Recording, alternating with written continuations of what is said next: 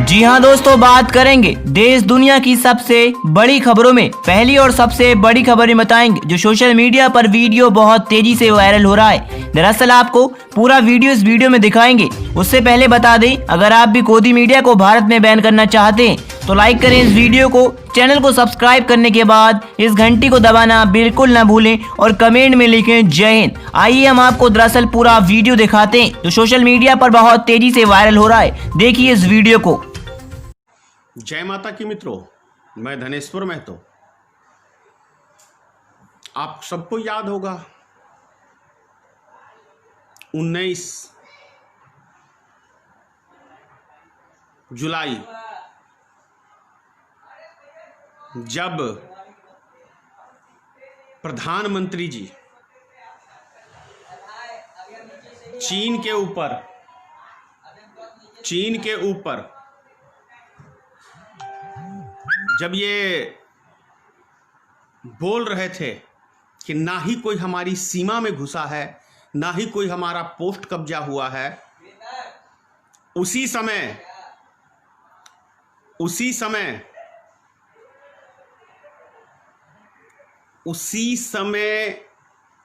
China से जो deal की थी श्री नरेंद्र मोदी ने, 9,000 करोड़ रुपया लोन लिया गया था। इसी कारण से उस पैसे को लेने से उसी तारीख में हुआ है ये दोनों डील। चाइना ने यानी कि सौदेबाजी की, भारत सरकार ने सौदेबाजी की, दोनों ने मिलकर सौदेबाजी की।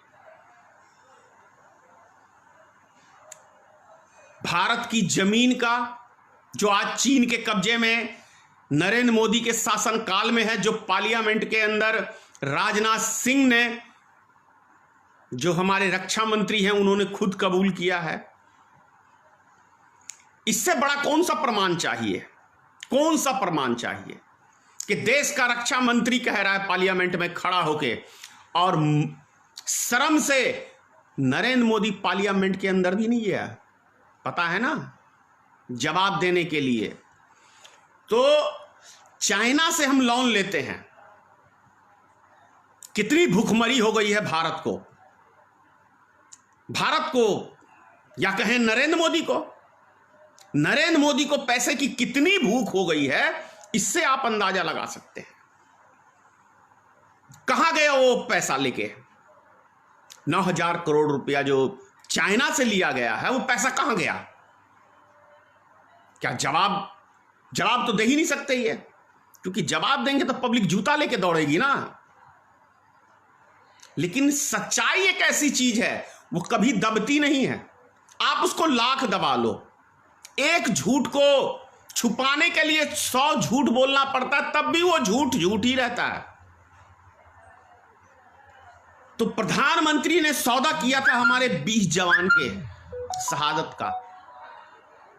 अगर आप सोचो, इसकी जगह यदि अमेरिका का एक सैनिक मारा गया रहता तो अमेरिका क्यों है नंबर 1, क्यों है दुनिया का सबसे शक्तिशाली देश, उस मुल्क की ईंट से ईंट बजा देता। लेकिन हमारे देश का छक्का प्रधानमंत्री, हिजड़ा प्रधानमंत्री, ये सौदेबाजी करता हमारे वीर जवानों के शहादत का, हमारे देश की जमीन का सौदा करता है ये प्रधानमंत्री। ये हमारे देश को चलाएगा, और जो हमारे गोबर खाते हैं सुबह शाम, उनकी तो बात ही निराली है। कौन सी राष्ट्रभक्ति में डूबे हुए हैं भगवान जाने। कहीं वो 9,000 करोड़ के भक्तों, तुम्हारा भी तो हिस्सा नहीं बांट दिया, तुम भी उस हिस्सेदार हो।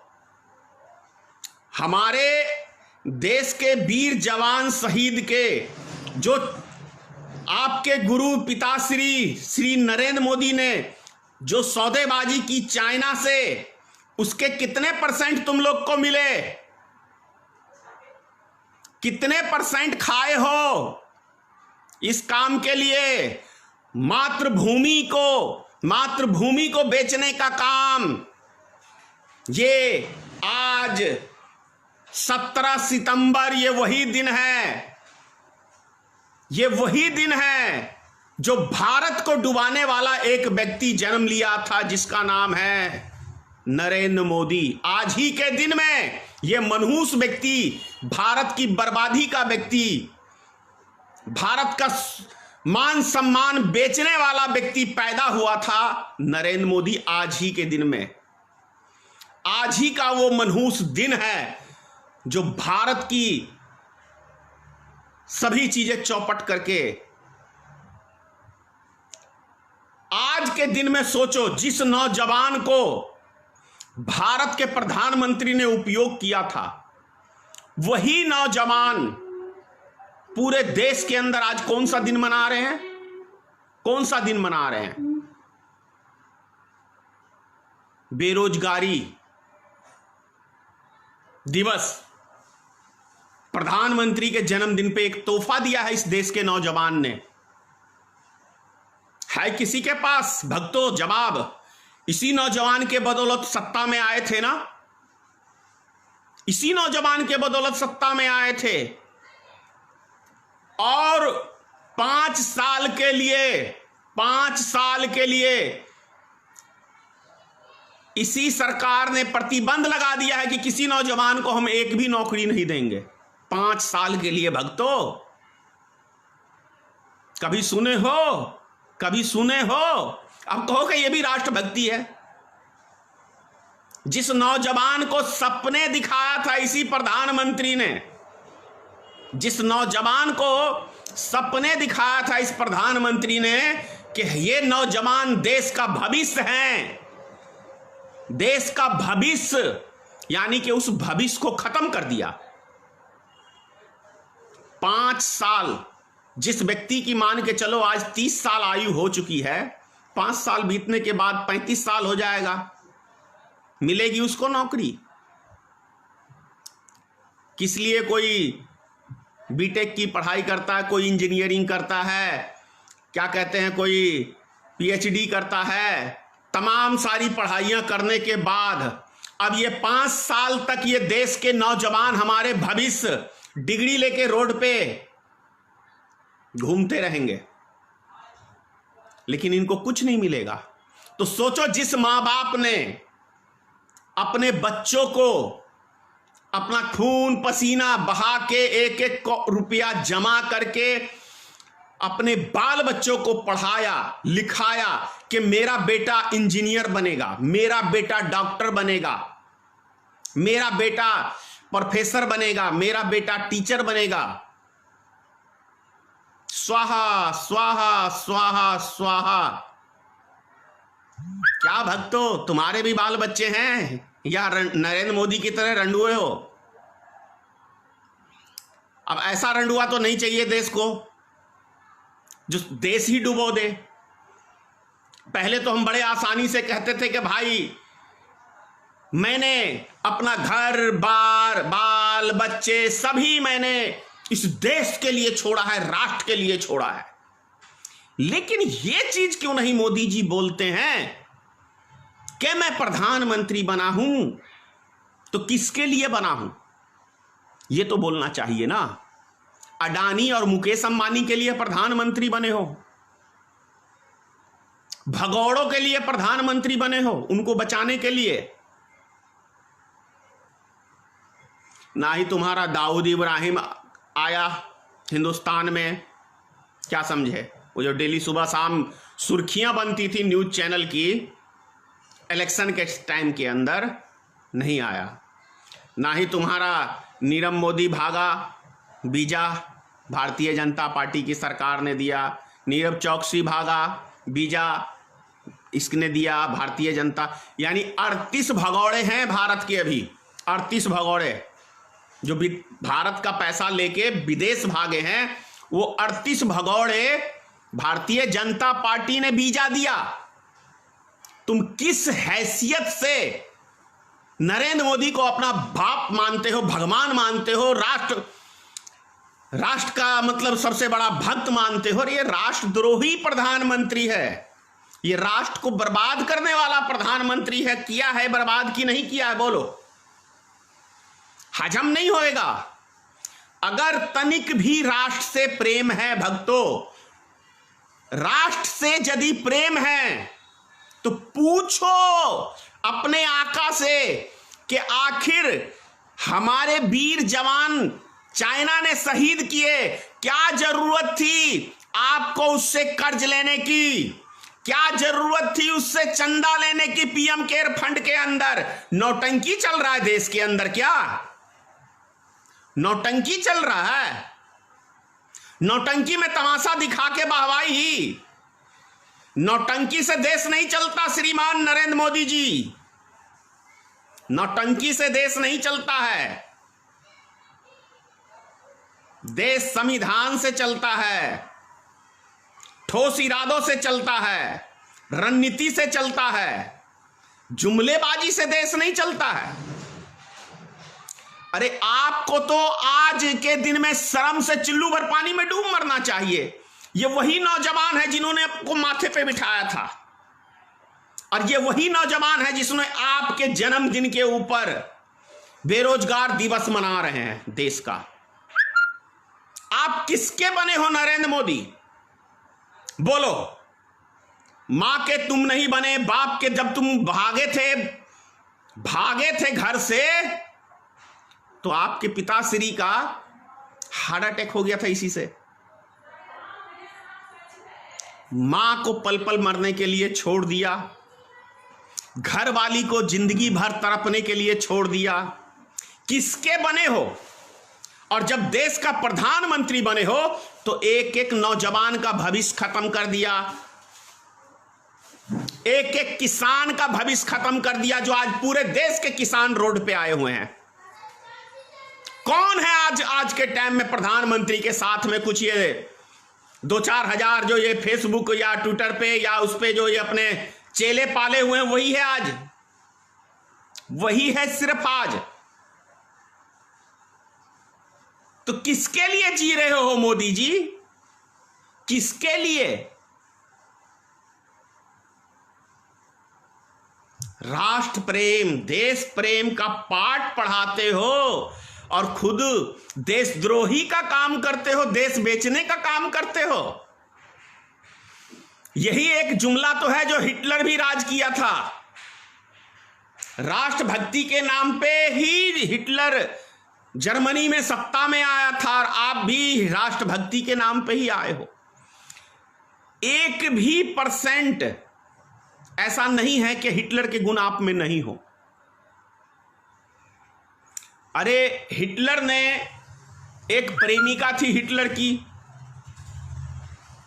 थी ना, आपकी घरवाली थी, उसको छोड़ दिया, यही अंतर है।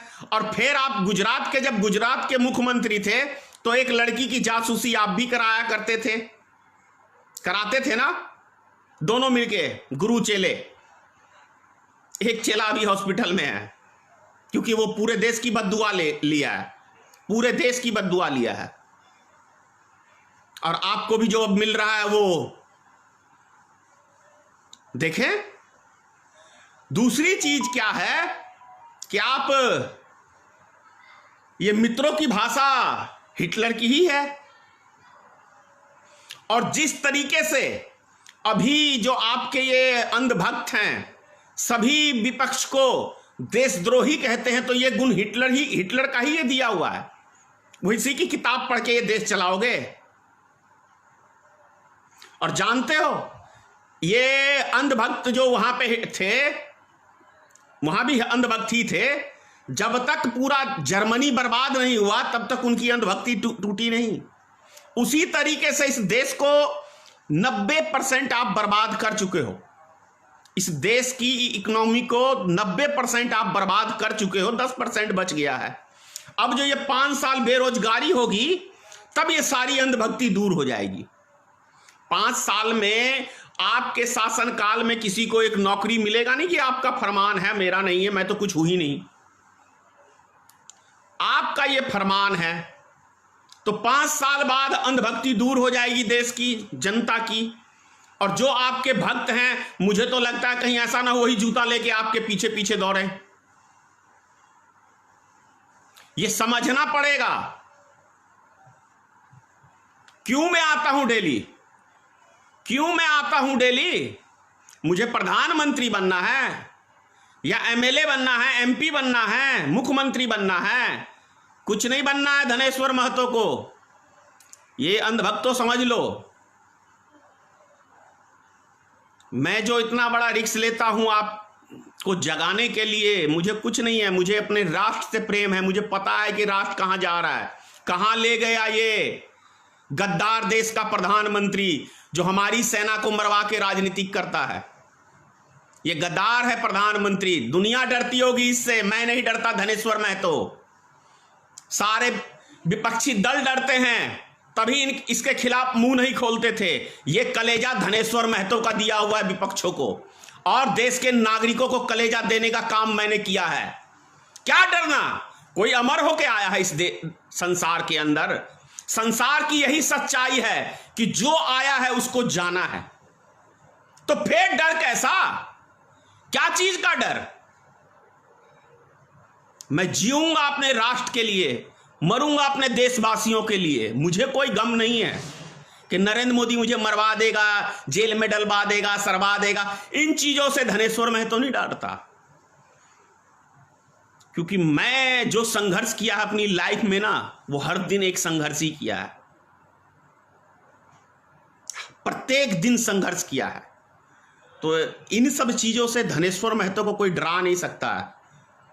अगर डरता मैं तो आप सबको याद दिला दूं, जब मैंने पुतला फूका था पहला दिन, जिस दिन पूरा देश मैं कहता हूं 100% मोदी जी के साथ था उस दिन, लेकिन सिंगल भारत के अंदर मैंने विरोध किया था कि नहीं, यह गलत हो रहा है, देश की जनता को मोदी जी गुमराह कर रहे हैं। इसीलिए मैंने पुतला फूका था। दिया मोमबत्ती घंटा घंटी जलाने से भाग गया कोरोना। आज नंबर 1 बन गया देश में, पूरी दुनिया के अंदर भारत आज नंबर 1 बन गया कोरोना वायरस में। 51 लाख से पार हो गए हम, प्रत्येक दिन 1 लाख मरीज निकल रहे हैं। और क्या कहा था मोदी जी ने कि सिर्फ महाभारत का युद्ध 18 दिन का था, लेकिन यह युद्ध 21 दिन का था। जानते हैं 21 दिन में 100% जीत होती। मैं खुद कह रहा हूं, इस बात पे मोदी जी के समर्थन करता हूं, लेकिन इरादा अच्छा हो तब होती। जानते हो ये क्यों नहीं हुआ? क्योंकि इस देश में एक बहुत बड़ा प्लानिंग चल रहा था कि हम गरीब आदमी को राशन नहीं देंगे, पानी नहीं देंगे, सारी बसें सारी ट्रेनें बंद कर देंगे, वो भूख से मरेगा और वो रोड पे उतरेगा तो कोरोना वायरस एक दूसरे में फैलेगा। यह बहुत बड़ा मास्टर प्लान था। यह आप लोग को समझ में नहीं आएगा, मैं जानता हूं।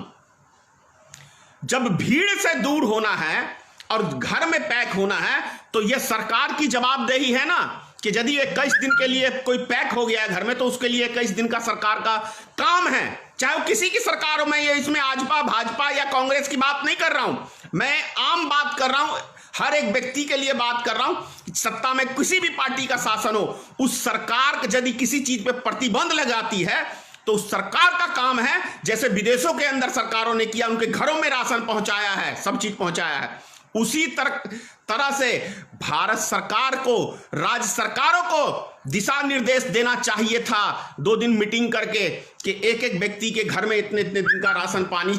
ठीक है, सब्जी नहीं पहुंचाएंगे, दाल तो पहुंचा सकते थे, चना तो पहुंचा सकते थे, दाल चना आटा तेल गैस सिलेंडर, एक एक व्यक्ति हिंदुस्तान का अपने घर में पैक हो जाता। और मैं कहता हूं 21 दिन से पहले कोरोना वायरस अपने देश से गायब हो जाता। लेकिन नहीं, वो मकसद नहीं था। मकसद था कोरोना वायरस को हमको अपने देश में फैलाना है। अब क्यों फैलाना है? क्योंकि एक एक भारत की संपत्ति को मकसद था कि मुझे अपने मित्रों को देना है। मित्रों मतलब समझ रहे हो ना, अडानी को और मुकेश अंबानी को, एक एक देश की संपत्ति। और भक्तों, यदि आप कहते हो कि कांग्रेस ने कुछ किया ही नहीं, तो नरेंद्र मोदी अपने नाना की संपत्ति अपने मित्रों को दे रहा है क्या नरेंद्र मोदी के पिताजी ने ये संपत्तियां बनाई थी जो आज सारे संपत्ति उठा के मोदी जी अब उसकी गोद में डाल के मतलब दिए जा रहे हैं? कहां की संपत्ति बेच रहे हैं ये? कौन से भाजपाइयों की नाना की संपत्ति बनाई हुई थी? किसकी संपत्ति बनाई थी? सबसे ज्यादा देश कांग्रेस ने चलाया है, जानते हैं? जब देश आजाद हुआ तो क्या था देश में? कांग्रेस ने क्या किया? कांग्रेस ने क्या किया? अरे भाजपा ने क्या किया ये बताओ। जो 392 रुपए का सिलेंडर आज से 7 साल पहले खरीदते थे 2014 में, आज आप 1000 रुपए का खरीदते हो तब भी देश कंगाल हो गया। जब अंतरराष्ट्रीय बाजार में, पॉइंट समझो मेरी बात का, जब अंतरराष्ट्रीय बाजार में कच्चे तेल की कीमत $120 थी, तब 75 रुपए पेट्रोल बिका है भारत में। लेकिन आज जब 30 रुपए बैरल है डॉलर के मुकाबले, तो समझिए आप आज 90 रुपए तेल बेच रहे हैं। कहां जा रहा है ये पैसा? किसके खजाने में जा रहा है? देश कंगाल हो गया। इतना टैक्स लादने के बाद, हम पहले 14% टैक्स देते थे, आज 28% हम जीएसटी में टैक्स देते हैं। कहां जा रहा है ये पैसा? ये सोचना पड़ेगा आपको, किसके खाते में यह पैसा जा रहा है। यदि भारत की जीडीपी 24% माइनस में चली गई है तो कहां गया? 8.10 का जीडीपी जब कांग्रेस सत्ता से हटी थी तो था भारत का। कहां चला गया ये पैसा? ऐसा कौन सा वस्तु है जिसके ऊपर आम नागरिक टैक्स नहीं देता है? मुझे सिर्फ एक चीज का आप नाम बता दें। यही खाने पीने की